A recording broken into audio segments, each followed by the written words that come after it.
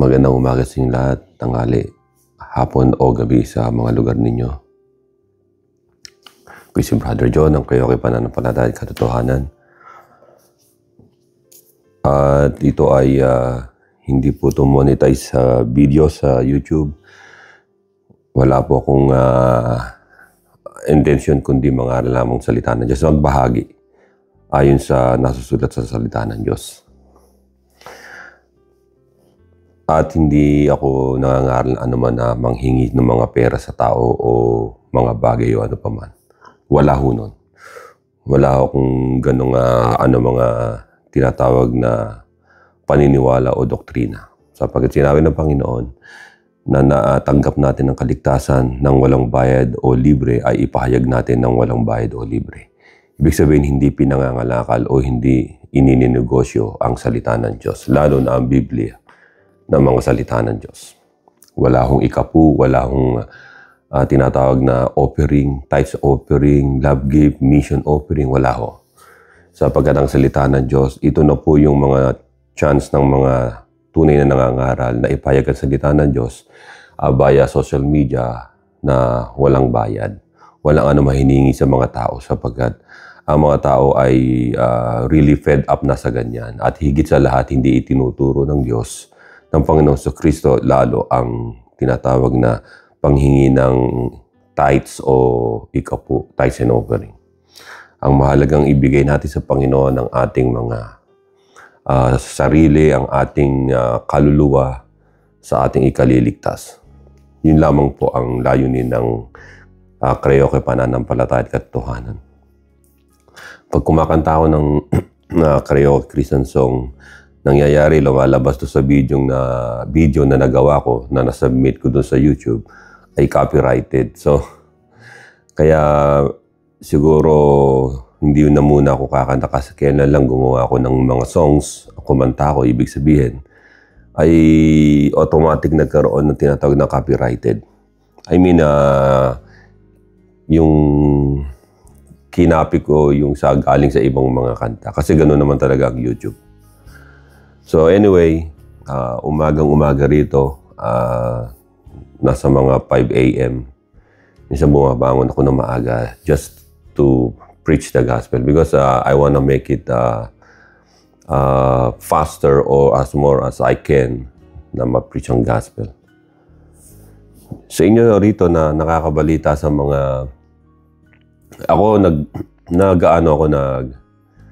nag-tune in ako sa mga news about especially mga current events din sa news. Pero gumagamit ako ng mga cellphone na lang, yung mga past news yan. At nakikita ko rin sa Philippines yung news na gano'n kagrabe sa Pilipinas. Talamak ang talagang nakawan. Ang nakawan sa Pilipinas ay padamihan ng nakawan. Kasi walang death penalty, walang bitay, tsaka walang tinatawag na reclusion perpetua sa pagkakakulong. Kasi dinadaan pa sa sa may motion for reconsideration, ibaliwala yung kasalanan, lantaran nagnakaw. Kaya hindi natin masisisi yung ibang mga tao na nag-file ng kaso doon sa ICC, International Criminal Court, laban sa dating presidente kasi mawa-whitewash nga naman. Ibig sabihin, walang kakayahan ang mga Pilipino sa Pilipinas na parusahan ang dapat maparusahan. Kasi nga dahil sa tinatawag na nepotismo o kumpadre system, dapat alisin nyo yan. Gumawa ng kawalangyaan pagkatapos pagtatakpan ninyong mga nasa gobyerno, politiko, nasa judiciary system. Ang isang taong alam nyo nagkasala, dapat wag niyong babaliwalain ang krimen na ginawa. Kasi that's what God really hates. Tandaan ninyo, ang Pilipinas ay nandyan yan sa Southeast Asia. At habang antigas ng ulo ng mga nasa gobyerno, politiko, judiciary, sa mga government departments, Dahil nakaw ng nakaw at pinagtatakpan ng iba, mga kasamahan nilang nagnakaw din. Alam nyo, yung target ng mga kalamidad ay hindi aalis yan dyan. Hindi aalis yan dyan pagkatapos ng baha, pagkatapos ng mga bagyo, baha, earthquake, mga lindol, pagkatapos volcanic eruption, pagkatapos sunog, pagkatapos dahil ang mga tao ay litong-lito na, namamatay na halos sa gutom, wala nang makitang liwanag, gagawa sila ng krimen sa kapwa-tao nila para makapagnakaw. Kasi kayong nasa gobyerno ay baliwala sa inyo ang kasamaan ng kapwa ninyo sa gobyerno. Kasi nga dahil sa compadre system at nepotismo. Let me tell you something na God will punish you all na involved sa grand theft na yan. Dahil ipinanumpa ninyo ang Diyos. Natatandaan ninyo nung tumaas kayo ng kamay nung nanalo kayo sa election, either whatever na reason bakit kayo nanalo. Nanumpa kayo. Sa harapan ng Diyos, ginamit ninyo ang Biblia o ang salita ng Diyos. And once you do that, kapag nanumpa kayo, subalit ang ginawa ninyo sa katotohanan ng Biblia, ginawa ninyong palamuti, ang sabi ng Biblia, yung sa makasalanan ay susunod sa kanila ang sumpa tulad ng ibon na sila'y dadapuan anytime, anywhere, and anyhow.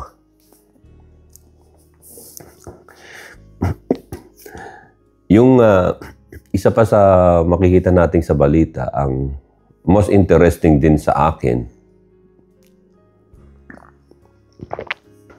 ay yung Three-Eye Atlas na they said comet, but hindi naman talaga characteristic ng isang comet yung ginagawa.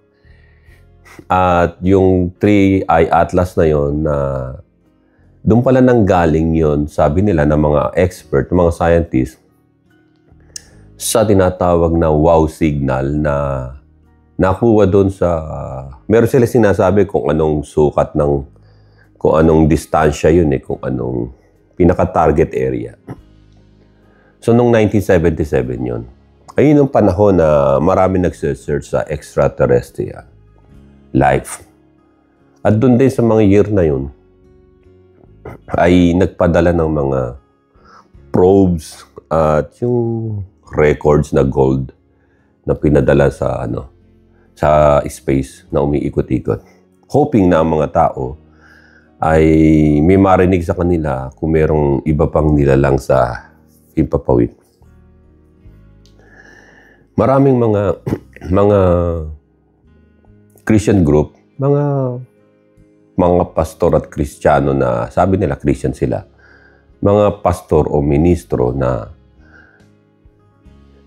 sasabihin nila na hindi totoo yun, kayo maniniwala, yun ay panlilinlang lamang ng dyablo. Yun ang sinasabi ko sa inyong delikado. If someone na nagsabi na walang ganon, walang ganito, sa akin lang kayong makinig o sa Biblia lang kayong makinig na sinasabi ko, pinapaliwanag ko. Kasi sasabihin nila kasi mailalayo kayo, maililigo kayo. Yun ang style nila. Pero sa akin, any information na nag-record sa isang example, telescope, radar, ay dapat pagtuunan ng pansin. It might be a threat to the whole world. Either may padating na mga malalaking mga tipak na mga asteroids o comets. So anyway, kinakailangan tingnan din natin yon. At isa pa sa mystery ng Bible, I won't consider it a mystery, but it's an event. Yung mga wise man, naghanap sila na, kasi makikita ninyo na sa silangan nakita ng mga wise men o yung magi, yung conversion ng yung nag-converge yung Venus sa buwan, tapos kung di ako magkakamali, Jupiter o basta mga planets. At nagkaroon ng meaning sa kanila yun. And then dahil nakita nila yun, meron parang sinag yung buntot ng parang tail na gumanon sa parang sa mga parol noon, di ba? Meron parang paganon-ganon. Pababa, parang bandaritas. Nakita nila yun. Nakita nila yung pagkatapos hinanap nila yun. Na-interpret nila na ito yung hinula sa Book of Numbers, ay Star of Jacob will come out. So kasi sa panahon na yon ay kalat din ng mga Jewish people doon sa silangan. Doon sa Persia and Iraq, o now Iraq, yung mga Mesopotamia. Pumunta sila, naglakbay sila. Siguro, paglalakbay nila, umabot ng mga taon, 3 taon, let's say 3 taon. Nawala na yung star na yun. Kasi nga, nagre-revolve ang Earth around the Sun at yung ibang mga planet, di ba? They're dancing in the solar system. Umiikot. Pagkatapos, maaring na hopeless na sila. Pagkatapos, biglang may lumitaw na star at itinuro sila doon sa bahay na kinalalagyan ng Panginoon. Nasa bahay na, wala na ron sa pasabsaban. Nasa bahay na kinalalagyan. Maaring lumipat na sila after ng mga anak ni Maria, inilipat na ni Jose sa maayos-ayos na bahay sa lugar na yon ng Bethlehem Ephrata. Kasi taga ron din sina Maria at Jose, doon sila lumaki. Lumipat lang sila sa Nazareth nung mga nagdalagat, nagbinata na sila. So dahil sa Nazareth ay doon sila nagkaroon ng mga kinabubuhay nila, hanap buhay. So doon, sa bahay na yon, either nandun pa rin sa Bethlehem Ephrata, kasi hometown yun ni Mary din, tsaka ni Joseph. Tumapat yung star, ginaid daw sila ng star eh. Hindi naman gawain ng mga ng mga star tulad ng Venus, Mars, yung mga planet. Eto ginaid. Ano yun? Either parang ito'y katulad ng tinatawag na Buga Spear, yung nakuha sa Colombia, na unknown at hindi gawa sa Earth, na bilog na gano'n, na bumagsak kasi sumabit sa kuryente. Tapos na-analyze nila through carbon dating, yung pinaka-coating lang, ng outer coating lang ng spear. Lumalabas na 2,560 plus something years yung edad nun na umiikot sa ere. Sabi nila alien na technology yun. Parang probe. Maaring ganun na isang probe o isang spacecraft ang tumapat at inilawan at sinabi na doon yung Isa-isa may mga mystery ang makikita ninyo. Na hindi natin maiaalis ang isang pag-iisip na gano'n. Kasi ako, open up ako, either merong other people from other planets. It's not a problem for me because you know what the Bible says here? Si Enoch ay inabdak ng Diyos, kinuha siya. Si Enoch from 7th generation mula kay Adam. Sa Book of Genesis, dahil matuwid siya, wala na siya sa earth, kinuha siya, nang buhay pa siya. What if si Enoch ay ginawa ng Diyos sa ibang planeta na katulad ni Adan, kinuha ang tagiliran at ginawang tao ron. Ginawang mga tao na sila'y matutuwid at maaayos at sila'y mas masunurin kaysa sa mga anak at lahi ni Adan na ngayon ay kasalukuyan nasa mundo, nagpapatayan, naggigirahan. At sila'y matatalino, nakaimbento ng mga flying machine na nakakapunta sa iba't ibang mga solar system o tinatawag ng Milky Way Galaxy. Isa yon. Sino pa? Si Elijah. Kinuha ng Diyos, maaring ganun din ang ginawa. Wala naman siyang asawa, binata siya. Sabi sa Biblia, wala siyang anak o asawa. At maaring kinuha din yung isang tadyang niya, ginawang babae doon sa isang lugar. Isang planeta naman. So, ayun ang mga posibilidad nun. At paano naman yung sinasabi ng iba na merong mga grays o yung mga krokodilyan, reptilian ng itsura? Wala pa rin problema sa akin yun. Alam niyo kung bakit? Sa Biblia, meron tinatawag na may mga anak si Adan na mga sons and daughters pa. Sabi nga ng mga Hebrew, 25 sons and daughters. Yung mga naging anak ni Adan kay Eve, nung kumalat na sila. So iba yung kay lahi ni Seth. Doon na tayo nagmula sa lahi ni Seth, pababa, tapos kay Noah. Kaya ang winasak ng Diyos sa mga baha na yon, ang pinuksa niya ay yung mga remnants, yung mga ibang anak ni Adam na sila yung mga nagpakasama at nakipagkaisa sa mga Nephilim o giants of fallen angels. At sila yung nagkaanak ng mga giants din at kakaibang mga nilalang. At yung lahi din ni Cain, di ba, umalis siya, kasama niya yung asawa niya. Of course, mga iba't ibang anak yun ng mga ninaadan na kasi kumalat na eh. Doon na nagkaroon ng tinatawag na iba't ibang itsura ng tao. Kaya kumalat sila sa ibang lugar, maaring sila yung nalahian din ng mga Nephilim at sila yung nagpakasama. At nung nalahian sila ng mga Nephilim, iba't iba na itsura ng tao na lumabas. Meron tinatawag na Neanderthals, yung mga hindi sila human tulad na natin, kasi tayo galing na tayo kay Noah. After ng baha, nasa arko, at tayo na yung kumalat. Yung mga ibang species na nalahian o na sinira ng mga fallen angels ang DNA, ay sila yung mga nangamatay. At sila yung nadidiscover ngayon sa mga, yung mga fossilized na. At sila yun. At wala tayong problemang intindihin yun sa akin, lalo na. At ano pa? Maalala ninyo, kung babasahin ninyo ang Biblia, ito'y kukunti lang nakakaalam nito na nilikha ng Diyos nilikha ng Diyos ang lalaki, si Adan, at ang babae mula sa alabok ng lupa. So yung mababasa nyo sa Genesis yun, pero makikita ninyo na si Adan nanggaling sa tadyang niya, si Eve, hindi sa alabok.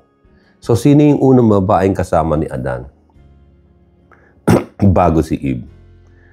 Sabi ng mga Hebrew scholar, ayun ay si Lilith. Si Lilith hindi nagpasakop kay Adan. Hindi siya mamamatay, hindi siya makakapasok sa langit. Siya yung pagala-gala hanggang sa maging spirit, yung holy spirit, yung kaluluwang gala sa mundo. Na siyang pinagmumula ng sudden infant death at ng mga nocturnal emission sa tao. At kinukuha niya yung mga kaluluwa ng bata, tsaka yung mga nocturnal emission, yung mga nag-emit, yung mga sperm ng lalaki na nananaginip sa panaginip. Yun ang paniniwala nila kasi naisulat din yun kay Moses. Doon sa mga Book of Leviticus, sa mga Numbers, sa mga gano'n, siya sumulat nun. Takot na takot ang mga Hebrew nun.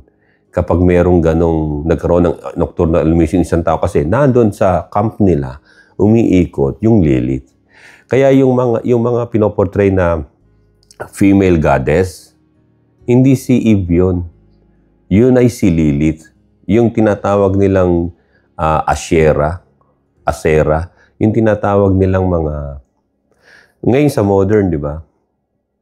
Pinalitan lang siya ni Virgin Mary na tinatawag na Virgin Mary ng mga Roman Catholics. Pero actually, yung pag-worship nila sa isang female god ay si Lilith yung wino-worship. Si Lilith yung, kasi yung ayon sa kasabihan nila, si Lilith, yung Asherah na yon, ang naging asawa niya, yung Baal, ay sarili niyang anak. Kaya doon sa panahon na yun, si Lilith, ang naging nagparami sa kanyang mga anak-anak, yung mga evil children na yon, na ay mga anak niya. Ibig sabihin, ay yung anak niya, ibig sabihin nun ay yung ginawa nila na yon, na alam natin na yun ay kung sa panahon natin ngayon ay illegal yung ganon, dahil biblically speaking, ay illegal naman talaga. Hindi tamang ginagawa. Sila yung nag-roam around the earth. Maari na yung mga nakikita ng mga ibang tao na lumalabas sa spacecraft ay mukhang reptilian, aliens, yung grays na malaki ang ulo, mga mata, ay doon naman sa side yun ni Lilith at maari din na Cain at nung ibang anak ni Adam na nagkaroon na ng tinatawag na interaction sa mga fallen angels. At maaaring napunta sila sa ibang mga planets o inilagay sila para wasakin ang mga anak ni Adan, which is the human race, the modern man, para sirain ang mundo at inuudyo ka ng mga tao sa mundo na magpatayan, maglaban. Kaya mayroong war. Kaya kung yung Three-Eye Atlas na yon ay hindi comet dahil walang karakteristik ng comet, ay ano yun? Dahil yung trajectory niya ay marunong bumaling pa dun sa araw para hindi makita sa Earth. So, hindi pa lumalabas, nandito pa sa solar system natin. Ang bilis ng takbo niya, nasa 200,000 miles per minute yata. So, sabi nga from San Diego to San Francisco, 2 minutes lang daw ang babiyahihin niya papunta ron. So, napakabilis nga. Anyway, ang nais ko ibahagi sa inyo ay yung tinatawag na bakit sa dinami-dami ng mga tao, tayo ang napili ng Diyos. Kayong mga nakikinig ng salita ng Diyos, napapakinggan nyo ang gospel. Lahat ba ng tao ay tinawag ng Diyos para maligtas? At lahat ba'y maliligtas? Lahat ba ng tao na tumanggap kay Jesucristo ay maliligtas? Hindi natin malalaman kung isang tao ay tunay niya na tinanggap si Kristo kung hindi natin mapapatunayan ito sapagkat yung tao lang na yun ang nakakaalam kung tinanggap niya si Kristo o hindi. Pero ang Diyos mismo sa sangkalangitan na nandun sa kanyang trono, alam niya kung ang isang tao ay tumanggap sa kanya o hindi o paglalaruan lang siya. Dito sa John chapter 6 verse 64. For Jesus knew from the beginning who they were who did not believe and who would betray him. And verse 65 says, and he said, therefore I have said to you that no one can come to me unless it has been granted to him by my Father. Ang sabi ng Panginoon na alam niya, sa pasimula pa lamang, He knew from the beginning. Ginamit ni Jesus Christ ang the beginning. Ginamit niya yung Genesis. Ano nakalagay sa Genesis? Genesis 1:1. In the beginning, God created heaven and earth. Before the creation, in the beginning, before the start of all things, before anything else, in the beginning, Jesus knew who did not believe and who would betray him. Ganito yan eh. Gamitin natin yung terminology ng science. Before there was a Big Bang, yung Big Bang theory nila, ay Jesus knew who and how many who did not believe and who would betray him. Hindi lang si Judas ang binabanggit ditong who would betray him. Ito yung mga taong tinatawag na tumalikod, nag-backslide, tumalikod, at naging apostate. Kasama doon. Ang hindi naniniwala raw at yung mga magbe-betray sa kanya ay alam niya na in the beginning. Bago pa magkaroon ng Adam na nilikha ng Diyos o bago pa magkaroon na sinabi ng Diyos, let there be light, in the beginning, Jesus knew. Jesus knew. Dahil si Jesus, He is not an ordinary man. He was from the beginning. Si Jesus, before it happened, Jesus knew. Parang ganito yan. Meron kayong mga jolen. Alam mo yung jolens? Pag naglalaro kayo, di ba? Mga bilog na marbles o salamin glass na nilulunok pa ng ibang bata, nagiging cause ng accident. Yan. Jolen. Ganun pagulungin ninyo. In the beginning, you know this is a jolen. You know the colors. Tsaka may paborito kong kulay dun sa mga jolen na yun. Pero pag ginanon mo, nandito sa'yo, merong line na ginawa ka, di ba? Start yun in the beginning and then ni-roll. And then nakikita mo kung sino yung mauuna ron papunta sa pader o sa guhit. In the beginning. In the beginning, Jesus Christ knew. Bago pa magkaroon ng first heaven and first earth, bago pa lalangin ng Panginoon ang mga angels, kasi nung nilikha ng Diyos, ang mga angels, yun yung nasa Genesis 1:1. In the beginning, God created the heavens and the earth. No, nilikha ng Diyos yung mga angels doon. Kasabay nung nilikha ng Diyos ang mga langit, ay nilikha niya rin yung mga angels. At binigyan niya ng mga katungkulan silang lahat. At yung mga tao na ipapanganak pa lang ay in the beginning, Christ knew kung sino ang magtataksil at tatanggap sa Kanya. Therefore, I have said to you that no one can come to me unless it has been granted to him by my Father. Ito yung predestination. Ang predestination ay ang isang tao na destined for the kingdom of God, destined for Christ, ang nagdadala sa Kanya ay ang Diyos Ama, dinadala sa Panginoon Kristo. Parang ganito yan, nakakita na ba kayo ng ibon na may pugad, maglilimlim siya, di ba?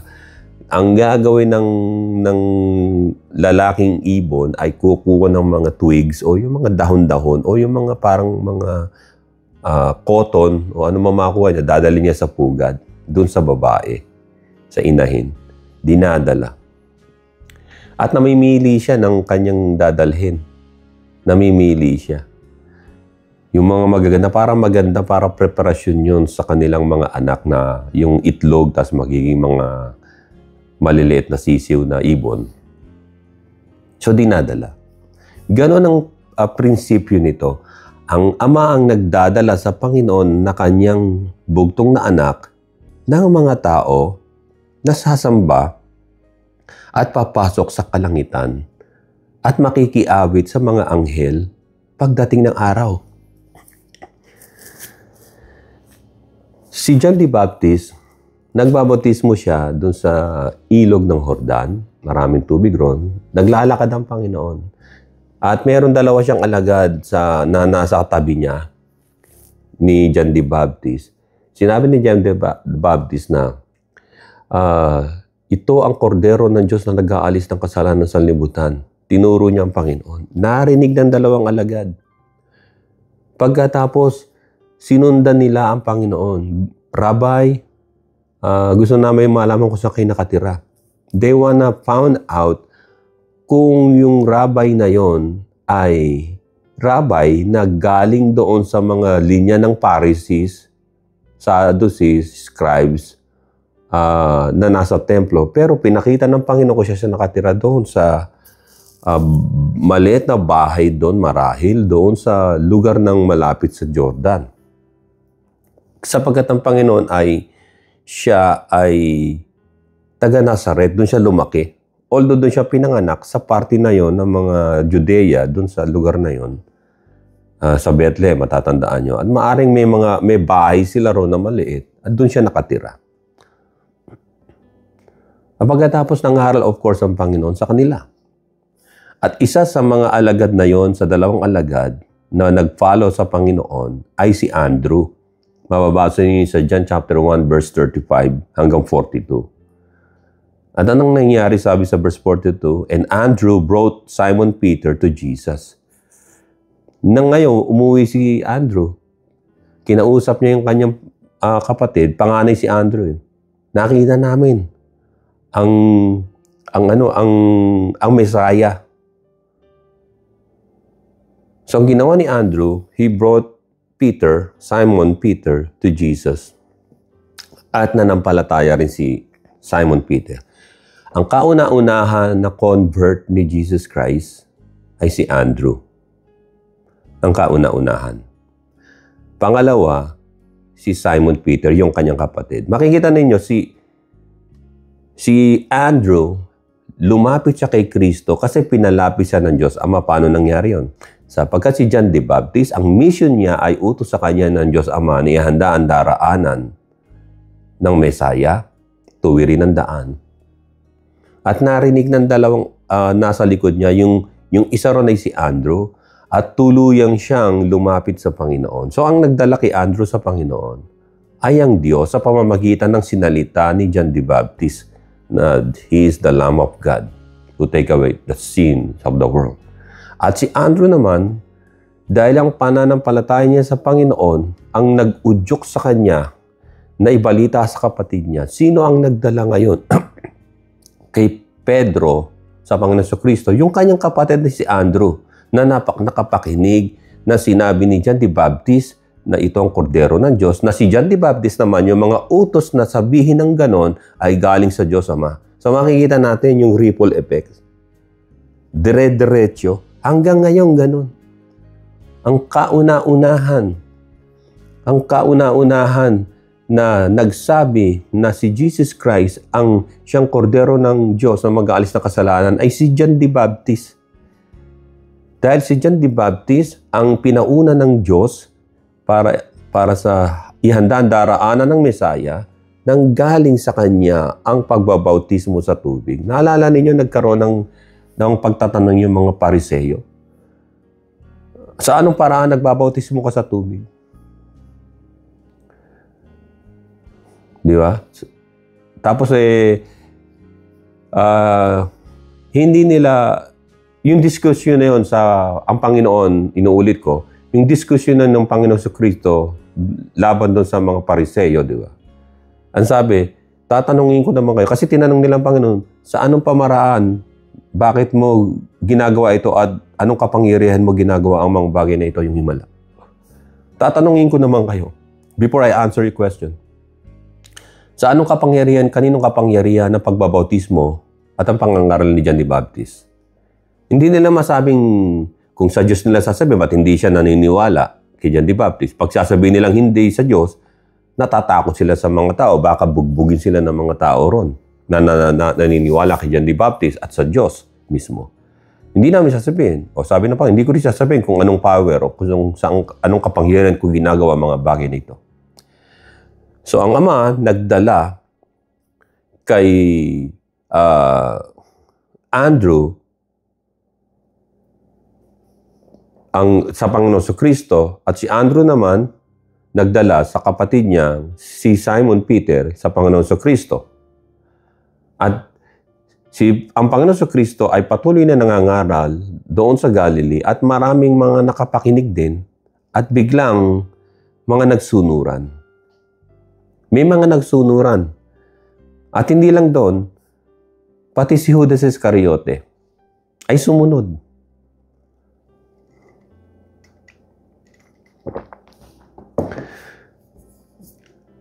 Sila bang mga apostol? Kasi sabi ng Biblia, lahat ng mga tao daw o lalaki sa Israel na bautismuhan ni John the Baptist. So itong mga alagad ng Panginoon Kristo na bautismuhan sila ng bautismo ni John the Baptist din.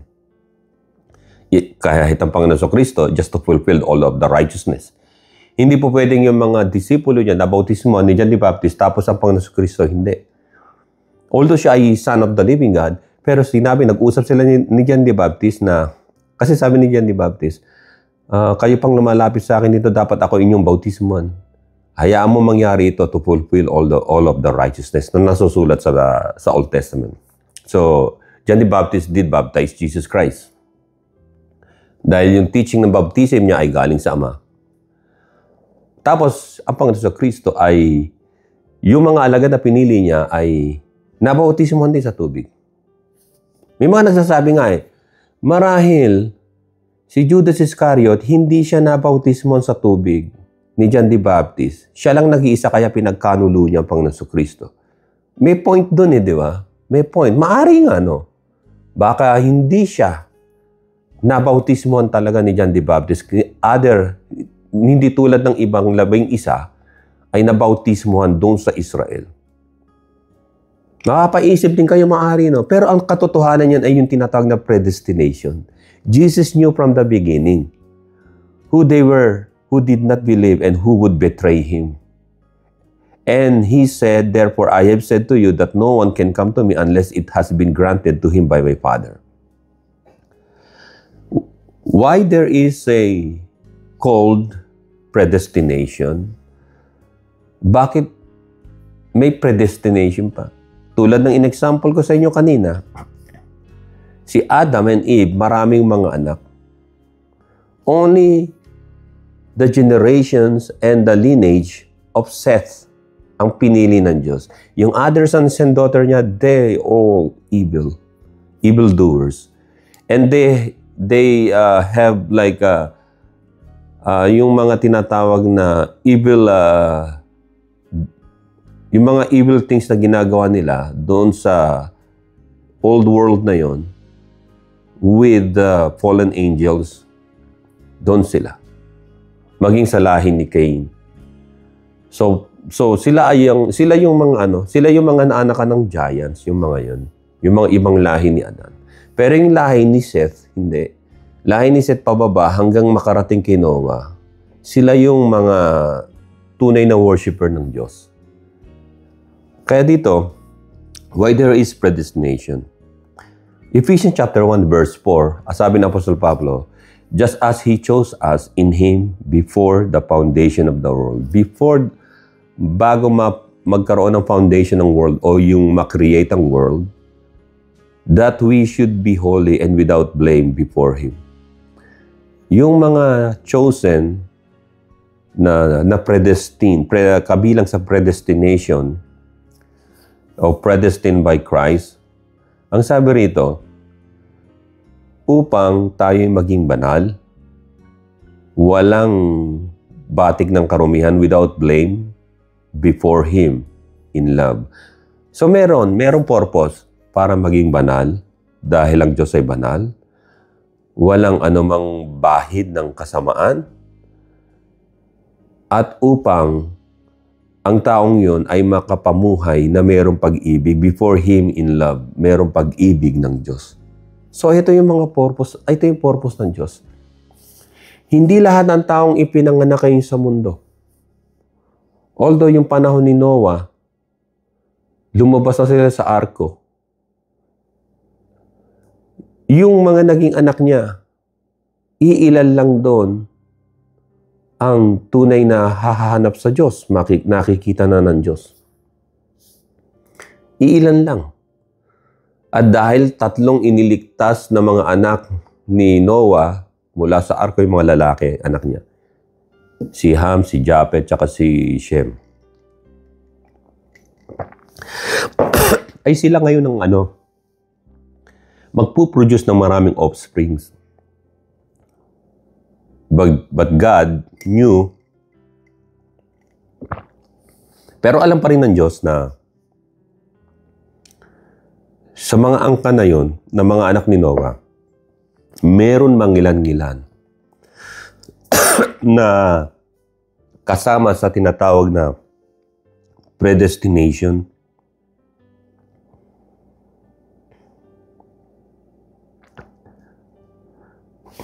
Saglit lang. Babalik ako. Inilayo ko lang ng konti yung candle. Kasi yung mabango nga, yung usok na pumupunta sa mukha ko. Nasa harap ko kasi. So dito, balik tayo ron, na sabi ng Ephesians 1:4, just as He chose us in Him before the foundation of the world, that we should be holy. That's number 1, holy, and without blame. Number 2, without blame or any stained before Him in love. And then we have to produce love also. Yung tatlong ito ay importante ito. Kaya kaya tinatawag na predestined ng isang tao. So, hindi lahat ng tao na pumapaikot sa Panginoon sa Kristo ay predestined o makakapunta sa langit o taga-langit mismo. Kaya sabi rito, He chose us before the foundation of the world. Ay sabi ng verse 5, having predestined us to adoption as sons by Jesus Christ to Himself according to the good pleasure of His will. So, pwedeng sabihin ng isang tao na, so namimili pala ang Diyos ng ililigtas niya. Namimili. Hindi namimili, kundi napili na sila noon pa lang yung mga kaluluwa ng mga taong ito na bago pa ipanganak sa mundo ay alam na ng Panginoon kung ang pipiliin nila ay good or evil, heaven or hell. So, He knew it already. Ngayon sa sarili ninyo, hindi nyo alam, di ba? Dahil hindi nyo alam. Maaaring iniisip nyo, ako kaya'y makakapasok sa langit, predestined ba ako? O ako kaya'y mapapahamak? Hindi nyo alam, di ba? Pero dito sa mensahe na ibigay ko sa inyo ay maunawaan nyo kung bakit may predestination. Ang sabi rito, yung predestination is an adoption as sons, as children ni Jesus Christ dahil sa pangalan ng Panginoon Kristo to Himself according to the good pleasure of His will. Yung pagpili ng Panginoon sa mga taong maliligtas o yung predestined is according to the good pleasure of His will. Para sa Kanya mismo. Parang ganito yung bibili kayo ng prutas. Punta kayo ng palengke.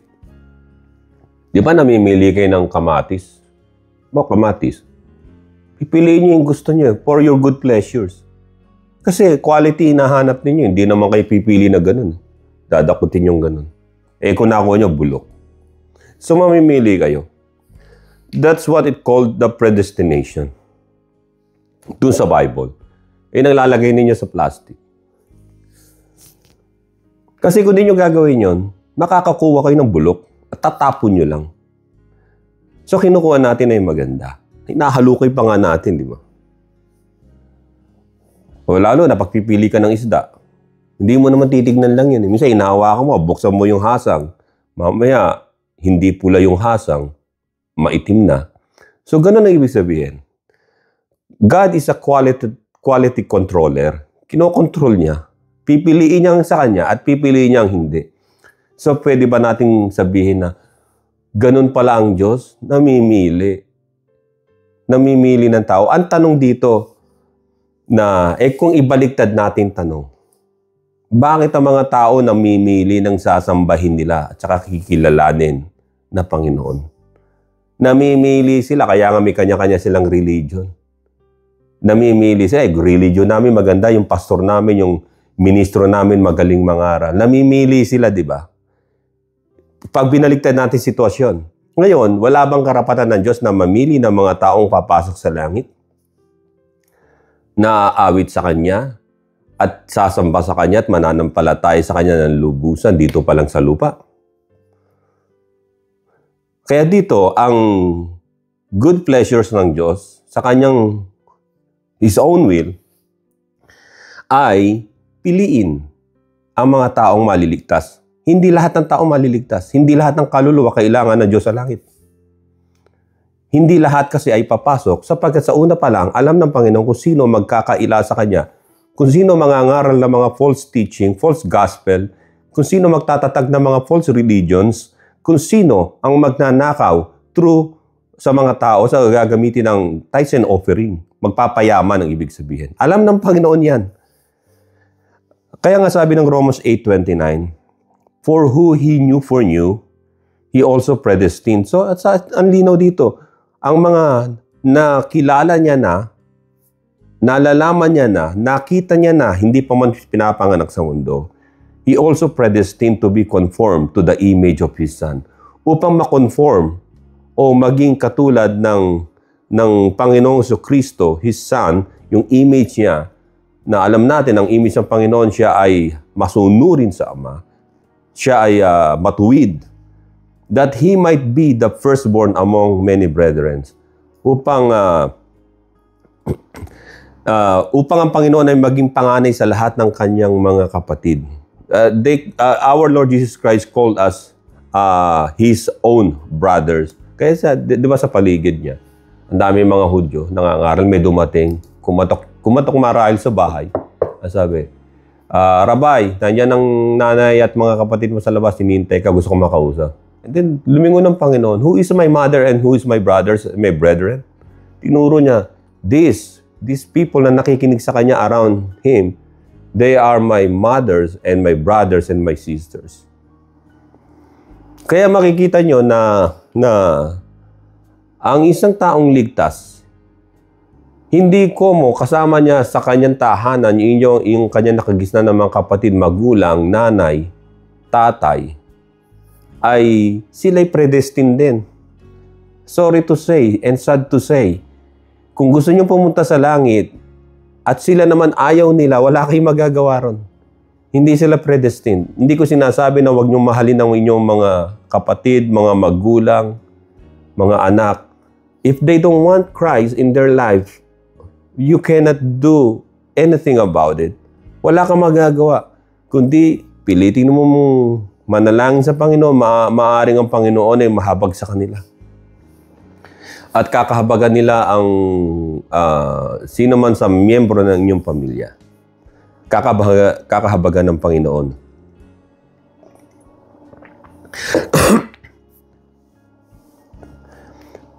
Ikalawa, subalit, ito, kung predestined ang iba, but Jesus Christ, our Lord, gave everybody, the chance to know Him. Ayun ang kinon. Yung predestination, although ang nagdadala talaga sa Panginoon Kristo, ang mga taong pumupunta sa Panginoon Kristo ay yung mga dinadala ng Diyos Ama. Meron naman nakiusyoso lang. Susunod-sunod, gaganon-ganon, no? Anong ginagawa ng mga to? Ano kaya yun? Ano kaya yun? May mga Bible verse. Si Brother John, ano kaya yun? Hindi katulad ng church namin. Ang gaganda ng bihis ng pastor namin. Tsaka nangungulekta kami ng tithes and offering. But kay Brother Joe, wala. But wala naman masyadong follower. Ano kaya yun? Ano kaya sinasabi ng tao na yan? Hindi tulad ng pastor namin. Okay, magandang lalaki yung pastor namin. Tsaka yung mga singer niya, yung mga katabi niya, ang gagandang babae. Ano kaya? But eto si Brother Joe na to, wala naman tong kasama. Wala namang nag-iisa lang siya. So, ganon eh. Merong mga tao makikiusyoso. Tulad yan ng yung parable ng seed. Yung farmers nagsabog ng mga seeds sa daanan. Kinuha ng mga ibon yung nalaglag doon sa nasabuyan. Yung iba pumunta sa mga may batuhan. Yung iba pumunta doon sa mga may kasama mga damu-damuhan. At yung isa sa magandang lupa talaga, doon sa fertile na land. Anong ibig sabihin nun? Ito yung magsasaka. Hinagis siya sa hangin, yung seed. Yung ibang seed, nagbagsakan lang doon. Pero yung ibang seed, naglutangan sa hangin, doon bumagsak sa matabang lupa. Predestination, not by chance. It's predestined. Lahat ng ginagawa natin dito sa mundo ay recorded na upon our arrival here on earth bago pa tayo isilang. So God knew already. So doon nagpagsaka sa matabang lupa. Kaya mga tao na kahit sila ay kabilang sa isang pananampalataya at kung yung pananampalataya naman na yun ay hindi yung predestined na pupunta sa langit, you are in great trouble and danger. Kaya ay nasabi ng Panginoon na ang mga tao na hindi dinala ng Ama ay hindi maliligtas pa rin. Kinakailangan ang Diyos Ama magdala sa Panginoon Kristo sa inyo upang kayo maligtas. Kasi nagwo-work together ang God the Father, God the Son, and God the Holy Spirit. At later part ng iyong paglapit sa Panginoon ay ikukonvict ka naman ng Holy Spirit to accept Jesus Christ and to receive salvation also. Yun ang works doon. So dito, makikita natin na isa sa mga alagad ng Panginoon, disipulo, si Judas Iscariot. Is he predestined to go to heaven o bounded ba siya sa heaven? Hindi.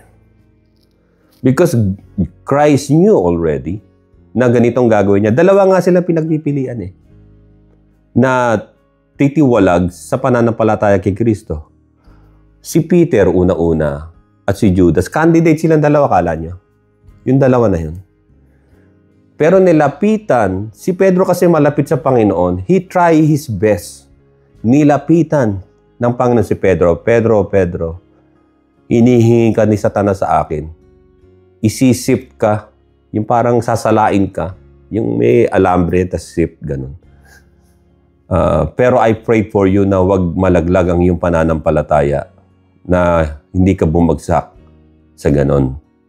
Kasi si Judas Iscariot, pinaglalaruan niya ang salita talaga ng Diyos nung una pa lang. Alam niyo kung bakit? Kung bakit siya pinoses ni Satan at tuluyan siyang napunta sa impyerno. Alam niyo kung bakit? Basahin niyo sa Biblia. Nagnanakaw siya sa mga pera kasi siya ang treasurer. Kasi may mga tao na yung mga kinikita nila, yung mga pangpakain para pagkain ng mga alagad niya, nagtulong ng mga kababaihan. Pero hindi hawak ng Panginoon kasi Jesus Christ never preached tithes and offering. Pondo lang nila yung paglalakbay nila. Ang sawag ron from funds, donation money. Pero hindi laging ganun. So siya yung treasurer. Nakikita niya yung pumapasok ng pera. Ninanakaw niya, sabi, kinukupitan. Ganun yun. Kapag ang isang tao ay gahaman sa pera, hindi niyo maaalis sa bibig kong sabihin na maraming pastor ngayon, preacher, ng mga gumagamit ng Bible. Not only in the Philippines, but all over the world. They live using the Bible sa pangunguha ng pera, pangongolekta. They never preach the true gospel. Only the Bible na sinasabi nila na ang Bible, yung tithes ng Bible and offering, ay nang inaano nila, ang tawag sa kanila na laging pinangangalaga ng mga prosperity gospel preachers na bounded to hell. Na kapag nagbigay ka, ay aasenso ka. So wala na yung true message ng tinatawag na salvation, love, and honor God, and the goodness of God, pati yung heavenly things na nasa taas. Wala na. They just, if you give, God will gonna give you tenfolds. Mga ganon. They're using the Bible to get more money. Yan lagi kong paulit-ulit na sinasabi sa inyo.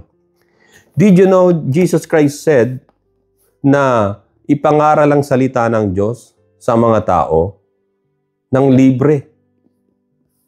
Did he ever said na magdala kayo ng collection bag money? Sabi niya nga, huwag kayong magdadala ng bag collection money. Yung damit nyo lang pag nangangaral. Yung sarili nyo lang. Yung ano lang suot nyo, yung mangaral kayo. Kung nangaral kayo na wala kayong dalang pera, pagkatapos yung mangaral, dapat wala rin kayong dalang pera sa bulsa ninyo. Ibig sabihin, hindi kayo nagpayaman. So dito si Judas, makikita natin dito.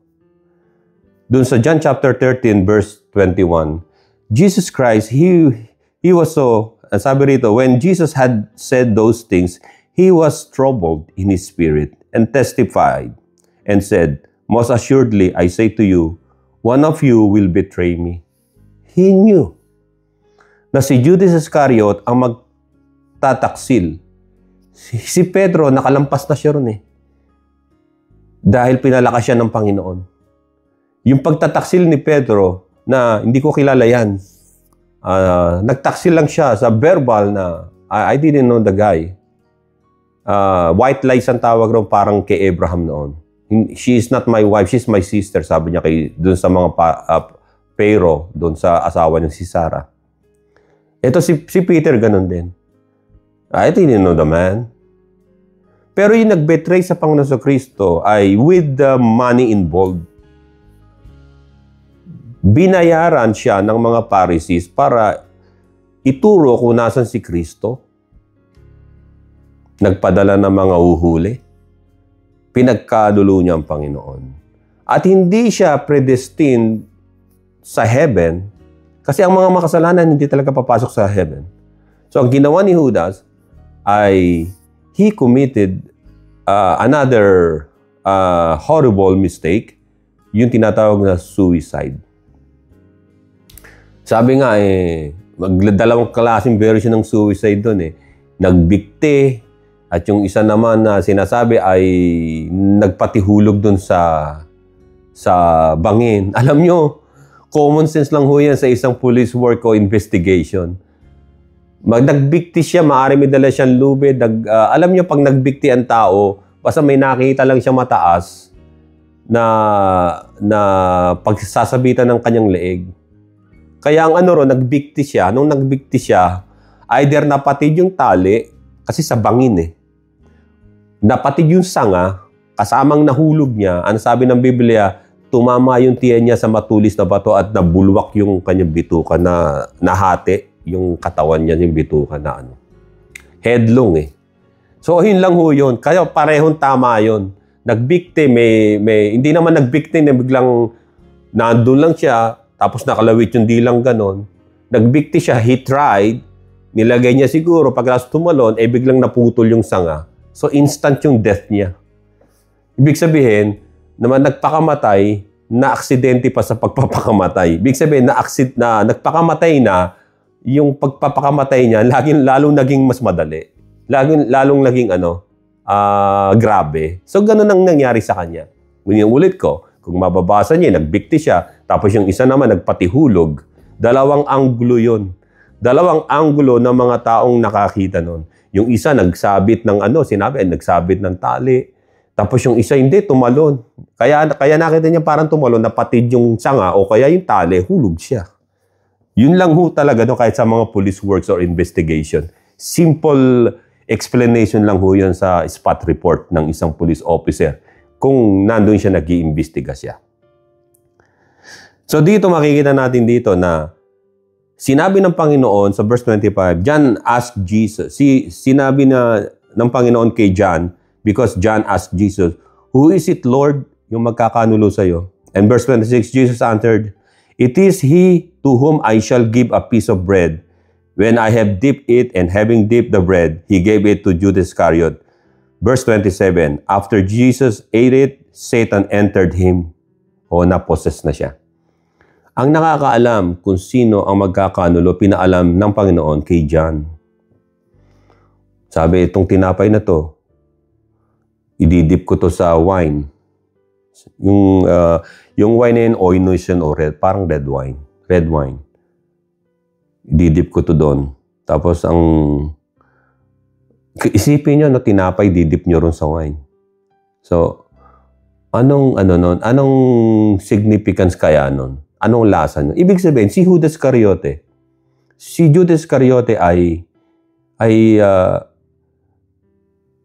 siya ang talagang magkakanulo sa kanya sa inner circle Kasi si Judas Iscariote ay ibinigay niya ang sarili niya sa paggawa ng kasama nung una pa lang. Ba't hindi pinigil ng Panginoon yung ganun? He gave him many chance, probably. He gave him many chance. Alam niyo kung bakit? Kasama siya sa 70 disciples na dalawa-dalawa sila nangangaral, nagpapalais pa ng masamang espiritu yung mga doon, tao. Pero, mayroong ibang alaga, di ba? Hindi nakapagpapalais ng masamang espiritu. Maliban sa prayer and fasting, Jesus said. Kasama si Judas doon, sigurado yun na hindi makapagpalayas ng masamang espiritu kasi nga, gumagawa siya ng kawalangian. Yung pagnanakaw niya, yung pangungulekta niya ng pera, gamit ang pangalan ng Panginoon sa Kristo. Kaya yung mga nangangaral sa inyo, tigilan nyo na yan. Ginagamit nyo ang Biblia, ang pangalan ng Panginoon sa Kristo para yumaman kayo, para magkaroon kayo ng bagong cellphone, sasakyan, bagong damit. Para magkaroon kayo ng masarap na kinakain sa bahay ninyo. Para magkaroon kayo ng mga kasaganaan sa buhay. Hindi naman galing sa pinaghirapan ninyo yun, kundi galing yun doon sa mga binigay ng tao na itinuro nyo kasi na hindi naman dapat talaga magkakaroon ng tithes and offering because all obsolete. Dahil ayaw nyo magtrabaho, dahil sabi nyo, full-time kayo, tinawag ng Diyos. Asan ang pinirmahan nyo sa Diyos na full-time kayo? Asan ang sinasabi ninyo na full-time kayo? Na are you sure na sinabi ng Diyos sa inyo na full-time kayo? Kayo lang ang gustong magsabi na full-time kasi tamad kayo magtrabaho. Ayaw nyo magbungkal ng lupa. Ayaw nyo maggawa ng mag-plumbing, electrical, yung mga ganyan, o magbuhat. Kasi tamad kayo. Kasi you don't know anything. Ayaw niyong sumali, ayaw niyong mag-join sa Armed Forces of the Philippines o Philippine National Police. Ayaw niyo mag-join kayo kung gusto niyo mabago ang mga departamentong yon dahil mga Christian so-called na kayo. Pero dahil hindi Dahil nilakaran niyo ang lakad ni Balaam na tumatanggap ng lagay. Siya yung prophet for hire, si Balaam. Ganun kayo. God knew your heart. You all Filipino preachers and all foreign people and preachers na they're using the Bible, the tithes and offering, yung giving, just to get more money, yung mga abulo yan, kayo ay bounded to hell. You are not predestined because the only predestined people here na binabanggit ng Panginoon ay sila yung malinis, pure, walang stain, walang mapupula sa kanila, na nagpayaman sila. Kaya dito, you are all like the same with Judas Iscariot. And then when Judas ate it, yung bread na dinip doon sa wine, Satan entered him that day at hindi na umalis si Satan sa kanya. Naging bahay niya na si Judas Iscariot. Makikita natin sa Revelation chapter 7 verse 9 hanggang 17. Tingnan nyo. Yung mga Christian na nagsasabi na tinanggap ko naman si Kristo, ligtas na ako forever. That is correct. When you accept Christ wholeheartedly at tinanggap mo siya, sumunod ka sa Kanya, you carry your own cross, save ka. Kasi ay nang palatandaan na ikaw ay predestined. Pero kapag tinanggap mo lang si Kristo, hindi ka naman talaga inakay ng Diyos Ama kay Kristo. Hindi ka pa rin ligtas kahit magpunyagi ka. Kasi you're not belong to the kingdom of God. Anong gagawin mo? Kasi ikaw, wala kang sarili mong paninindigas tungkol sa aral at doktrina ng Panginoon sa Kristo na siya ay Diyos na nagkataong tao, bumaba, naging tao na katulad natin, subalit walang kasalanan ni isa kahit anuman na nasumpo nga sa kanyang bibig at sa kanyang mga kilos.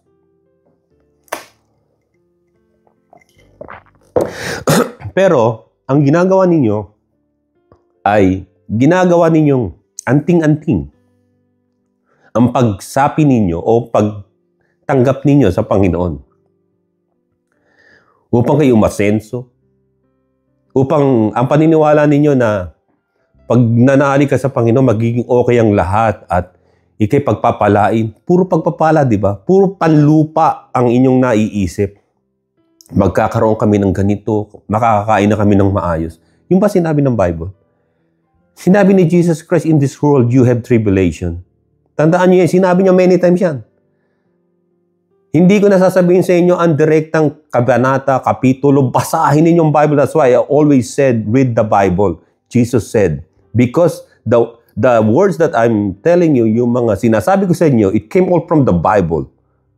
Mostly from the Bible. Some are just like sources from outside. Jesus said, sa John chapter 6, hanapin yung John chapter 6 na yun, yung conversation niya sa mga alagad, bago na siya umakyat sa langit, bago siya mamatay. In this world, you have tribulation. At ganyan din ang sinabi ng Panginoon, maging kay Pontius Pilate, nung iniimbestigahan siya. You have no power over me, Jesus said to Pontius Pilate, unless it's given to you by heaven. So dito, kikita natin sa Revelation 7:9, sa 7:9 hanggang 17. Ang sabi, Revelation chapter 7, verse 9 and 17.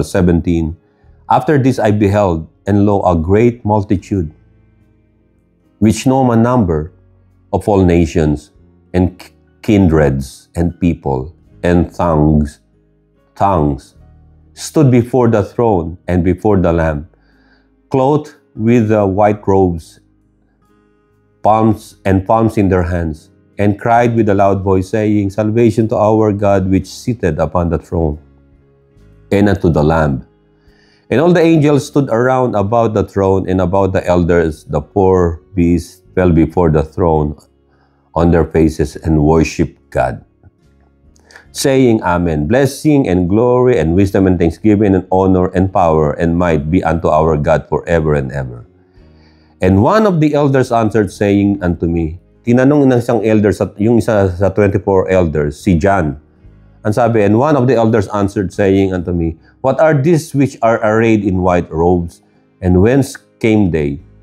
Ano itong mga nakasuot ng mga puti at saan sila nanggaling? Verse 14, ang sabi, And I said unto him, sabi ni John, Sir, thou knowest, and he said to me, These are they which came out of the great tribulation and have washed their robes and made them white in the blood of the Lamb.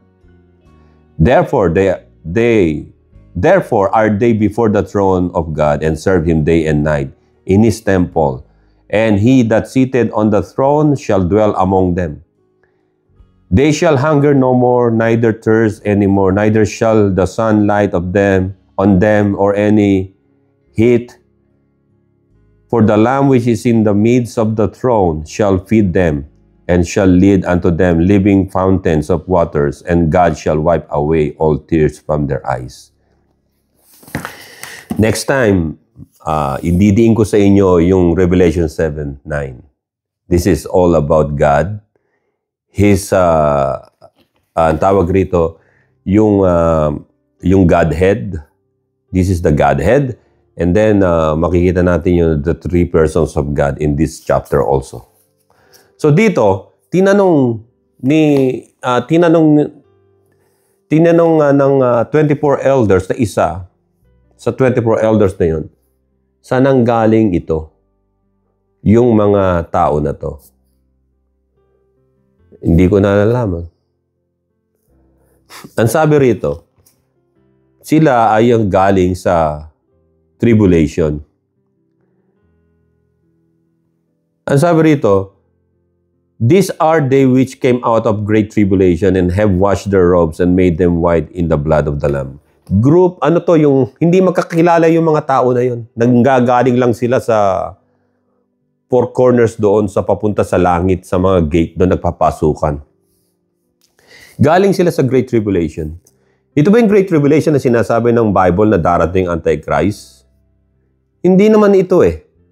Yung tinatawag na Great Tribulation na yon ay sa Israel yon particular.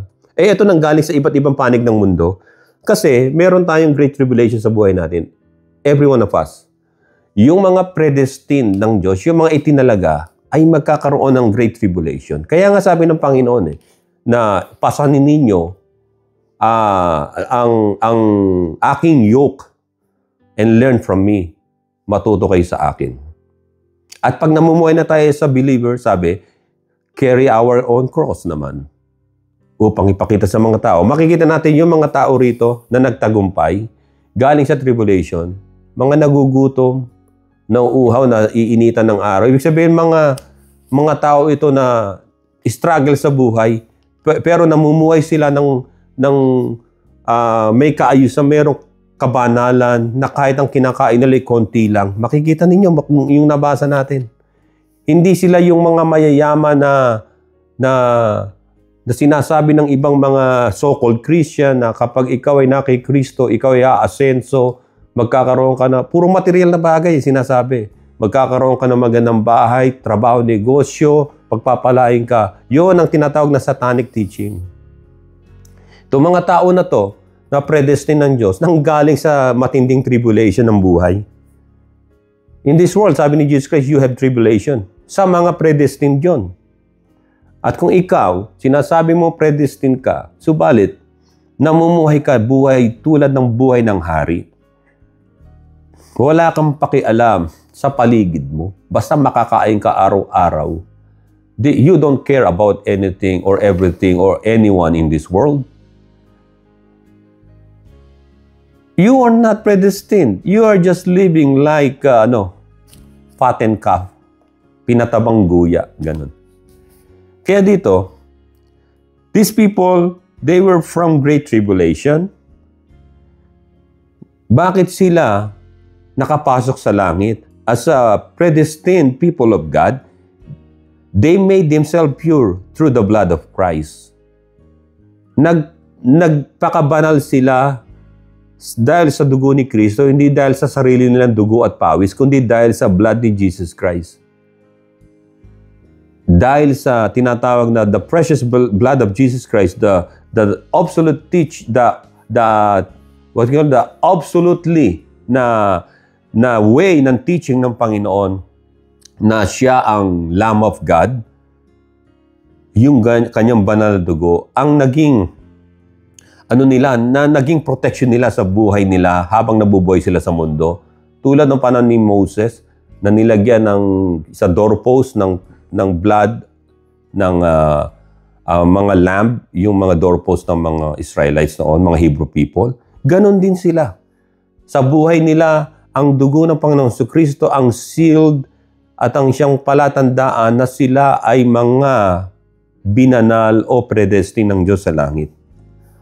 And then, ang sabi rin dito, this was also exactly what Apostle Paul said sa Romans chapter 8 verse 30. Who is predestined, kung mababasa niyo yun, yung mga tinawag niya, those who he called, o yung tinawag niya, he called them, yung mga tao na to na predestined, he justified them, he glorified them, meaning rewarded, giving a reward. Rewarded by our Lord, yung nakapasok na sila sa kalangitan ng Panginoon. Ang sabi rito, yung mga taong ito ay ganito yung sinabi ng Panginoon sa Matthew chapter 19:29. Ang sabi, ang sino man na mag-iwan ng kanyang tahanan, ng kanyang mga magulang kapatid, brothers, sisters, at ari-arian, at sumunod sa akin, ang sabi, he will inherit the kingdom of God. Ang ibig sabihin ng Panginoon dito, hindi mo ikakaila na may magulang at kapatid ka. Ibig sabihin na binibigyan mo ng panahon ang kaharian ng Panginoon na mapalaganap mo. Yung kaharian niya na nasa langit, wala dito sa lupa. Yung mga tinatayo nilang building dito sa lupa, yung mga building church, they're all just corporation. Incorporated yun. They're not church. The church that I know in the Bible is the church of the living God na nasa langit. Na nandoon na member yung mga holy saints na nasa langit. Yung mga tinatawag na already dead saints na nasa langit na sila'y nandoon sa kalangitan. At yung mga saints na tunay na tumanggap kay Kristo na nasa lupa. Maaring hindi nyo nalalaman na kayo pala ay predestined. Malalaman nyo lamang yan if you accept Jesus Christ as your Lord and Savior at pinahalagahan nyo ang kanyang salita. Kaya sabi rito na ang sino man mag-iwan ng magulang, anak, kapatid, tahanan ay makatatanggap, may inherit niya ang kingdom of God. Hindi makatatanggap ng mga bagay at ganon din sa mundo. Inalis na nga tayo ng Panginoon sa direksyon ng mundo. Ang trajectory natin ay heaven na. From earth to heaven. Kaya maraming nangangaral ngayon, sila ay they love to preach the money giving from earth sa kanila, from earth, and then trajectory nila hell. Because they cut off their relationship to our Lord Jesus Christ. Kaya sabi, hindi lahat natatawag sa pangalan ng Panginoon ay maliligtas. Kasi hindi sila predestined. Kaya sabi ng Colossians chapter 3 verse 1, if then you were raised with Christ, seek those things which are above. Kung binuhay kayo kay Kristo, hanapin na ninyo ang mga bagay sa kalangitan. Yung knowledge about the heaven of God. Yung mga bagay sa langit. Kasi yun ang magiging huli nating hantungan. Papunta sa langit. Ang sabi rito, seek those things which are above, where Christ is, sitting at the right hand of God. Verse 2, set your mind on things above, not on things on earth. Verse 4, When Christ, who is our life, appears, then you also will appear with Him in glory. Ay na napakaganda ho nun. Break muna tayo konti.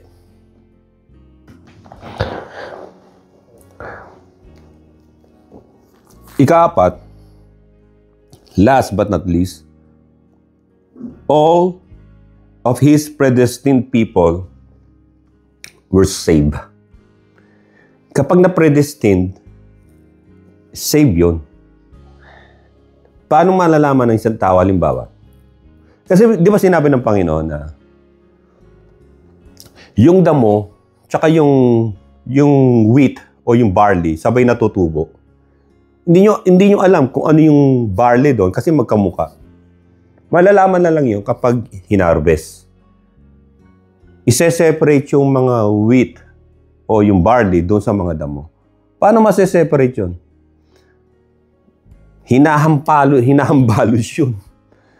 Pinatutita sa iyahambalos nila sa panghambalusan, di ba? Tapos lalaglag yung mga may bunga. So, makikita nila na yung mga wheat na tunay, yung bunga pinag-aanuhan doon, yung bunga. Na-separate ngayon nila. Tapos yung mga stock kasi, kayang-kaya nilang i-separate yun. Alam nila kung damo yun. Pero yung mga tunay na wheat o barley ay sineseparate nila pagkatapos patutuyo na ang balos. Merong bunga. Pero yung mga damo, walang bunga yun. Kaya dadali sa sunugan yun. Susunugin. Gagawing abo, gagawing fertilizer ng lupa. So all of His predestined people were saved. Matthew chapter 24 verse 13. Kaya sila na-save ay dahil, until the end, eto sila. Matthew 24:13. But he who endures to the end shall be saved. Endured. Yung mga tinatawag na mga tribulations sa buhay, problema, pagsubok, nag-endure sila. They keep holding on. Di ba pagka ikaw ay malulunod o minahawakan ka, di ba, na pampalutang, keep holding on, ganun ka. Yun, ganun din tong mga predestined, tayo mga predestined, we keep holding on to our Lord. But he who endures to the end shall be saved kapag nag-hold on tayo sa Kanya. John 14:18, I will not leave you orphans, I will come to you. Yung sinabi niya sa atin. Ang sinabihan niya dito ay yung mga taong predestined. Hindi yung mga nag-uusyoso lang o sumasama-sama lang pero hindi naman talaga mga anak ng Diyos. Hindi talaga kabilang sa karya ng Diyos. Mapupunan niya yan. Kahit dati-dati may alaga akong nag-aalaga, mahilig ako mag-alaga ng manok, ng anumang animals. Meron ako dito 3 pabo, tsaka ilang manok. Dati, dami kong mga ducks dyan. Nung una pa lang, so inaalagaan ko. Meron din akong manok. Yung inahing manok, may mga sisiw. Kahit nung nasa Philippines pa ako, dami kong alaga. May mga sisiw. Tapos meron din akong bibe, yung itik. O bibe yun. Yung bibe, yung nanay niya, nandun nagpunta sa kabila, yung isang bibe naaligaw, ang sinundan niya, yung mga anak ng manok, yung mga sisiw.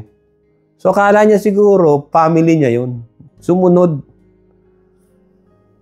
siya ro. Tapos yung nakita ng iba, yung isang bibe, nagsunuran din. So, nabawasan yung inaakay ng bibe. Nasunuran doon. Pagkatapos, kakain din sila, akala nila manok sila. Pagkatapos ng isang manok, nakita na iba siya. Ang ginawa, kinutusan yung tinuka sa ulo. Kinutusan, takbuhan yung bibe. So, ganun eh. Ganun ang nakikita ko sa predestination eh. Nagsusunuran yung iba. Sunod tayo rito. Bago sa pandinig natin. May Jesus Christ eh.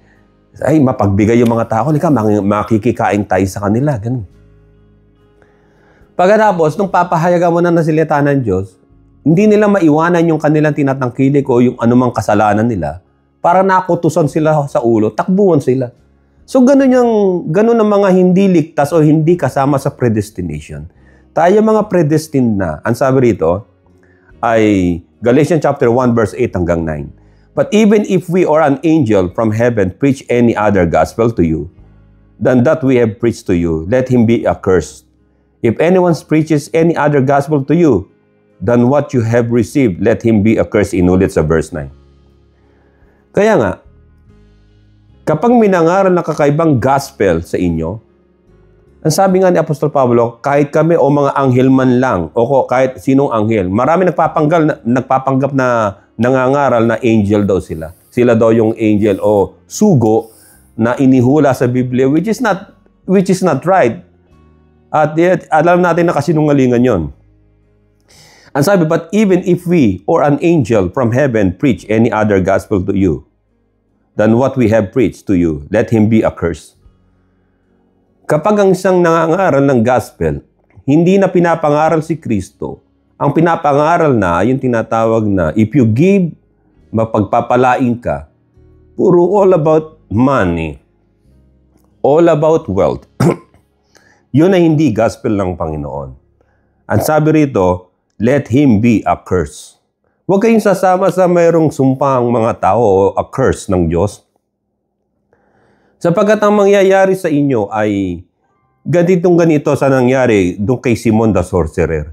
Si Simon the Sorcerer sa Acts chapter 8 verse 9, sabi sa verse 13, when he heard Philip na nangangaral, then Simon the Sorcerer himself also believed and baptized in water. Verse 21, makikita natin dito na nakita niya kasi si Peter nangangaral, naglay hands ng mga tao, nabautismo sa Holy Spirit. Umawit. Yung speaking in tongues nila is biblical. Hindi ngayon, hindi katulad ng ginagawa ng iba. Na may pagulong-gulong pa. Ito, nag-speaking in tongues at pinuri nila ang Diyos sa mga makalangit na kanilang pagpupuri. Umawit sila marahil ng napakagandang awitin. Ayun ang bautismo ng Espiritu ng Diyos. Inalok niya ng pera si Apostol Pedro. Give me this power na tulad ng sayo para lahat ng mapatuang ng kamay ko ay mapapupusbos. Inalok ng pera. Ano sabi ng verse 21? Ang sabi, you have neither part nor portion in this matter. Nung sinabi ni Apostol Pedro, ibig sabihin, you are not justified, you are not predestined. For your heart is not right in the sight of God. Ano akala mo mababayaran o mabibili ng salapi mo ang kapangyarihan ng Diyos? Kaya binagsak ni Apostol Pedro yung tinatawag na judgment sa kanya. Kaya nga mga kapatid, may mga nakakapasok o nag-uusyoso sa tunay na pananampalataya ng Panginoon. Tunay na church, which is the true body of Christ na nasa langit, wala dito sa lupa. And then they thought they were right, and then they are the ones who appointed by God. Itong mga to. It's all about money, involved money. It's all about wealth and getting wealthy. Yun ang ginagawa nila. But Jesus said to all predestined by Him, ang sabi niya, listen to all people of God na predestined, just like you and me. Jesus said to all predestined children of God, predestined to go to heaven and worship God, at makita yung tunay na face o anyo ng Diyos. Ang sabi, sa John 10:27, Jesus said, our Lord Jesus Christ said, my sheep hear my voice, and I know them, and they follow me. Lahat ng mga predestined sa langit at sa Diyos ay alam ng Panginoon, and they keep on following our Lord Jesus Christ. And they follow me. Naririnig yung tinig. Sumusunod ka pa sa Panginoon? Sinusundan mo ba ang Panginoon sa Kristo? Sinusundan niyo ba ang bawat salita niya? Follow Him. Follow Christ. Follow His voice. This is the voice na narinig niyo ngayon. Is a voice na siyang warning na binibigay sa atin ng Panginoon na the true believers of Christ, they always carries their own cross sa araw-araw nilang pamumuhay. Yung tatak ng pagiging mananampalataya nila kay Kristo. At dadaan tayo sa mga tribulations, paghihirap, mga pagsubok. But God said in His Word, makikita natin na sila'y makakapasok sa karya ng langit. Ang manatiling tapat hanggang wakas ay siyang maliligtas. Only those predestined children of God o people ang maliligtas kasi nanatili sila hanggang wakas. Maraming salamat sa inyo. Ito ang inyong kapatid si Brother John, ang Karaoke Pananampalataya at Katotohanan. At sa susunod po muli, to God be the glory in Jesus' name. And everybody say amen and amen. Salamat.